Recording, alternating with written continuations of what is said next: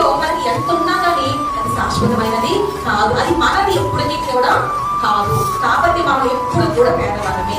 ఈ విషయం మనము గుర్తుపెట్టుకోండి. ఎలాంటి గర్వం కూడా మనకి రాదు, మన దగ్గరికి కూడా గర్వం అనేది రాదు. ఎందుకంటే దేవుడు చెప్తున్నాడు, దేవుడు దీనుడు వల్ల ఈ లోకానికి వచ్చాడు. అదే దీనత్వంతో దేవుడు మళ్ళా పర్లోకానికి వెళ్ళడం చూస్తున్నాం. మరి అదే స్థితిలో మనందరం కూడా వచ్చినప్పుడు ఎలా వచ్చామని మనము పట్టు వస్త్రాలు కట్టుకొని వచ్చామా? లేదు, దీనుడు వల్ల ఎటువంటి చిన్న దేవుడు ఇచ్చిన శరీరం ఏదైతే ఉందో ఆ శరీరంతో మనం ఈ లోకానికి వచ్చాము. అదే రీతిగా మనము మళ్ళీ వెళ్ళిపోతాం కదా. ఇలాంటి స్థితిలో మనము ఈ లోకం పరిగెడుతూ ఈ లోకంలో రాత్రి కోసం మనం ఏం చేస్తుంటాము?